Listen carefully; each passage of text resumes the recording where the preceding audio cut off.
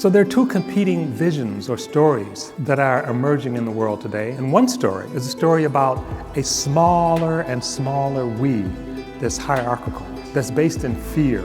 The other vision is an expanding we, where we share with each other. We share the earth, we share our dreams, and we learn to care and even love each other in our similarities and in our difference. And those visions are competing with each other across the globe. We are great because of the future we're building together. So it's not who were we, it's who will we be, who are we becoming? And all of you become a bridge, become an author of that future. If I could describe to someone at home what this conference is, I would say this conference is home.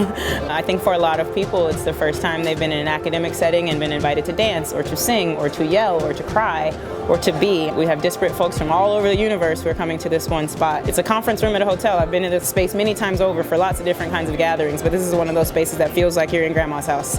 And the same way that Grandma's house can provide warmth, comfort, but also a place where you can be agitated, have real arguments with family from a place of love. That's what this conference feels like to me. Othering and Belonging is a really unique space. I mean, there are literally hundreds of activists, organizers, policy people, people who are deeply engaged. You jump right into the deep end of the big issues of the moment. And that's been really exciting. I actually was very impressed by the effort to ensure that even the presentations were inclusive. And there was a uniqueness to the experience, and that there was ample time for various groups to have full expression of their values. Everyone's word is valuable here and needs to be said on this stage. Everyone's language is meeting here. So actually, this has been a really cool experience in that regard, because there's ways that I feel like I belong here that I don't normally in my day-to-day life. So this conference is really important because I think the concept of othering and belonging is really important, and it's language that is not necessarily used, I think, a lot in mainstream conversations. We've been talking also about breaking and bridging, and I think those kind of metaphors are really powerful as we re-envision how we can move forward from where we are and where we find ourselves right now. We need to get together around how we do the bridging from our identities, from our focus, in order to achieve the kind of equity and social justice we aspire to in society. We're looking at belonging from a lot of different angles, which I really enjoy. It does kind of feel like a growing movement around this. Belonging acknowledges that people and life is interconnected, that all of us are valuable, and that we need each other. Do you believe we are a part of each other or not? Are we our brothers and sisters, brother and sister? And if we are, that's what belonging means. It means we belong to each other. And so we're trying to make this real. And if we don't make it real, we're in trouble. You know, we can't continue to work in these silos. We can't continue to ignore injustices that have shaped policies that are systemic and institutionalized. This conference is important at this moment in time because it allows 1,500 people who aren't necessarily like-minded but have similar visions about how to change the world to be in the same space, to gather, to commune, to fellowship, to re-energize, but also to start talking about strategy for the emergent and necessary work.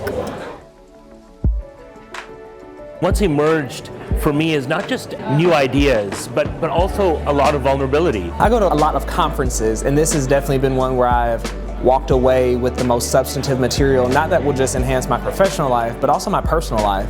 It was a lot of engaging material about how to just be a better person and how I can also go and be a better organizer in the communities that I work in. It was really fulfilling and enriching. For people who are seeking hope and tangible tools and strategies for addressing differences and oppression in our various communities, there's a lot here to be harvested. This is the kind of thing that sort of warms your heart. You know, there's been a lot of reminding that hope and love is important and essential to move the way, so I love that. It's been affirming. It's been really good. This is a conference for now. The work that is happening here is really going to be timely for a long time. I'm here to build the road further. I'm here to join with others and create community so that we can build the road ahead together. And I think that's terribly exciting. And it rarely happens, I think, in spaces where there's so many people, but I see it happening in every corner of this conference center. This is a conference about thinking about solutions, about making connections, but thinking about hope as opposed to hopelessness. It's been just incredible people, both on the stage and off the stage. And the success of the conference ultimately will be what happens when we leave. The conference is just, it's like taking a pause to see where we are, but then to get back to the work.